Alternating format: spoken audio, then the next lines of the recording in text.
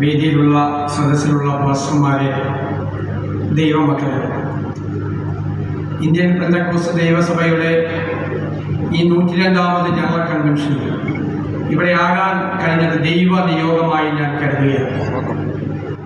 എൻ്റെ ജീവിതത്തിൽ, വ്യക്തിപരമായ ജീവിതത്തിൽ ഒരുപാട് മാറ്റങ്ങൾ വരുത്തിയ ഒരു വേദിയാണ് ഇന്ത്യ പെന്തക്കോസ്ത് ദൈവസഭയുടെ ഈ ജനറൽ കൺവെൻഷൻ നടക്കുന്ന വേദി.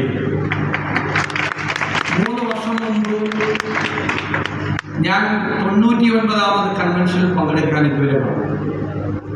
ഞാൻ വേദപുസ്തകം സ്ഥിരമായി വായിക്കാറുണ്ടായിരുന്നെങ്കിലും ആദ്യമായി ദൈവവചനങ്ങൾ പറയാനും വേദപുസ്തകത്തെക്കുറിച്ചുള്ള എൻ്റെ പരിമിതമായ അറിവ് മറ്റുള്ളവരുമായി പങ്കുവയ്ക്കാനും ഞാൻ ആരംഭിച്ചത് ഈ വേദിയിൽ നിന്നാണ് എന്ന് ഞാൻ നന്ദിയോടുകൂടി ഓർക്കുകയാണ്. എനിക്കിപ്പോഴും ഓർമ്മയുണ്ട് എൻ്റെ ജീവിതത്തിൽ മാറ്റാൻ കഴിയാത്ത ആ ദിവസം.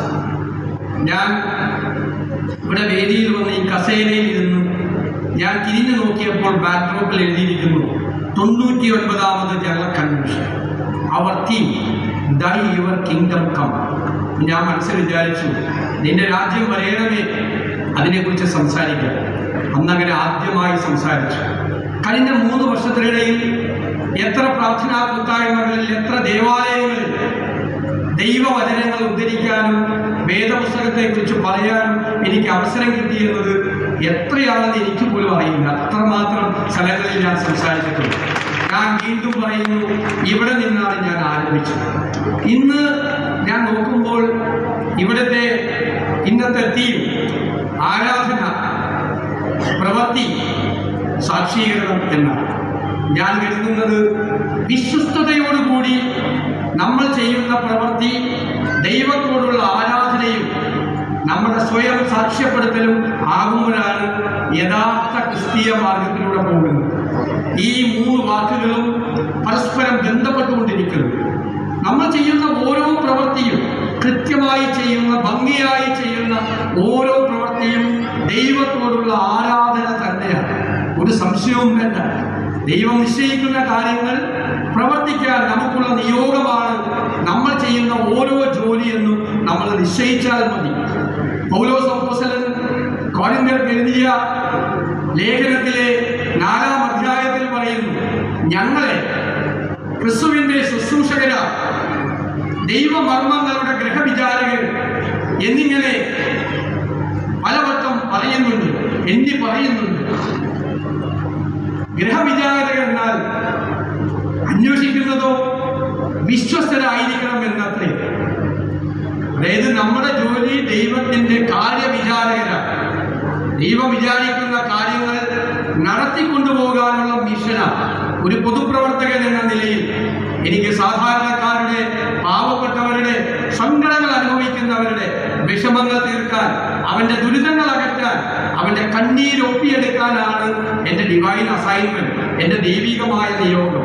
ഞാനത് കൃത്യതയോടുകൂടി ഭംഗിയായി ചെയ്യുമ്പോൾ അപ്പോഴാണ് ആ ദൈവ നിയോഗം പൂർത്തിയാകുന്നത്. ഇവിടെ എൻ്റെ വേദിയിലിരിക്കുന്ന പാസ്റ്റർമാർ ദൈവത്തെക്കുറിച്ചും ദൈവ വിശേഷങ്ങളെക്കുറിച്ചും നിങ്ങളോട് സംസാരിക്കാനുള്ള വലിയ മിഷനാണ് അവരെ ഏൽപ്പിച്ചിരിക്കുന്നത്. അവരത് ചെയ്യുന്നു. നമ്മൾ വ്യക്തികൾ എന്നുള്ള നിലയിൽ, ദൈവദാസൻ എന്നുള്ള നിലയിൽ നമുക്ക് ഓരോ ദൗത്യവും ആ ദൗത്യം എത്ര ഭംഗിയായി നമ്മൾ ചെയ്തു തീർക്കുന്നു, അപ്പോഴാണ് നമ്മൾ ദൈവത്തിനെ ആരാധിക്കുന്നത് പറയാറ്. അല്ലാതെ പ്രാർത്ഥനകൾ കൊണ്ടല്ല, കർമ്മം കൊണ്ട്, കർമ്മപദത്തിലെ നമ്മുടെ ദൈവികമായ പ്രവൃത്തികൾ കൊണ്ടാണ് നമ്മൾ യഥാർത്ഥത്തിൽ ആരാധിക്കുന്നത്. ദൈവത്തെ ആരാധിക്കുന്നത് ശരിയായിട്ടുള്ള അർത്ഥമാണ്. അത് നമ്മുടെ ബോസ് നമ്മളെ ഏൽപ്പിക്കുന്ന കാര്യം, നമ്മുടെ മീതയുള്ള ആളുകൾ, നമ്മുടെ സുപ്പീരിയേഴ്സ് നമ്മളെ ഏൽപ്പിക്കുന്ന കാര്യം, ജനങ്ങൾ നമ്മളെ ഏൽപ്പിക്കുന്ന കാര്യം, അതെല്ലാം കൃത്യതയോടുകൂടി ചെയ്തു തീർക്കുമ്പോൾ അത് ദൈവത്തോടുള്ള ആരാധനയായി മാറും. മത്തായിയുടെ സുവിശേഷത്തിലെ 25-ാം അധ്യായത്തിൽ യജമാനൻ ഇങ്ങനെ പറയുന്നുണ്ട്, നന്ന് നല്ലവനും വിശ്വസ്തനുമായ ദാസനെ, നീ അല്പത്തിന്റെ വിശ്വസ്തനും ആയിരുന്നു, നിന്നെ ഞാൻ അധികത്തിന്റെ കാര്യക്കാരനാക്കും. യജമാനന്റെ സന്തോഷത്തിലേക്ക് നീ പ്രവേശിക്കുക. യഥാർത്ഥത്തിൽ ഏൽപ്പിക്കുന്ന ദൗത്യങ്ങളാണ് അതാണ് സ്വയം സാക്ഷീകരിക്കപ്പെടുന്ന കാര്യമായി നമുക്ക് മാറുന്നത്. നമ്മുടെ മുന്നോട്ടുള്ള പാതയിൽ, നമ്മുടെ എല്ലായ്പ്പോഴും അതുണ്ടാകും. 119 സങ്കീർത്തനത്തിൽ പറയുന്നത്, നിന്റെ വചനം എൻ്റെ കാലിൻ്റെ പാതയും എൻ്റെ പാതയുടെ പ്രകാശമാകുന്നു. നിന്റെ നീതിയോടെയുള്ള വിധികൾ പ്രമാണിക്കുമെന്ന് ഞാൻ സത്യം ചെയ്തു, ഞാനത് നിവർത്തിക്കുമെന്നുണ്ടാവും.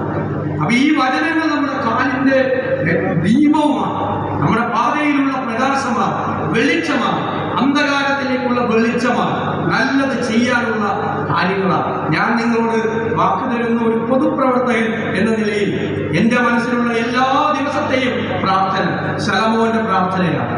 നിന്റെ പ്രജകളെ നന്നായി നടത്തിക്കൊണ്ട് പോകുന്നതിനുള്ള ജ്ഞാനം എനിക്ക് തരണമേ എന്ന പ്രാർത്ഥനയാണ് ഞാൻ എല്ലാ ദിവസവും ഞാൻ പ്രാർത്ഥിക്കുന്നത് എന്ന് പറയാൻ ആഗ്രഹിക്കുന്നു. എനിക്ക് നിങ്ങളുടെ ഈ പ്രാർത്ഥന വേണം. ഒരുപാട് നല്ല കാര്യങ്ങൾ ചെയ്യാൻ, ഒരുപാട് സാധാരണക്കാരെ പാവങ്ങളെ ചേർത്ത് നിർത്താൻ, ഒരുപാട് സങ്കടങ്ങളെ മാറ്റാൻ, ഒരുപാട് പേരുടെ കണ്ണീരൊപ്പാൻ, ദൈവത്തിന്റെ നിയോഗം പൂർണ്ണതയോടുകൂടി പ്രാവർത്തികമാക്കാൻ നിങ്ങളുടെ പ്രാർത്ഥനകൾ എൻ്റെ പിൻബലമായി ഉണ്ടാകണം എന്ന് വിനയപൂർവ്വം അഭ്യർത്ഥിച്ചുകൊണ്ട് ഈ വേദിയിൽ മൂന്നാമതും എത്തിച്ചേരാൻ കഴിഞ്ഞതിൻ്റെ സന്തോഷം പങ്കുവെച്ചുകൊണ്ട് ഞാൻ എൻ്റെ വാക്കുകൾ ചുരുക്കുന്നു. നന്ദി.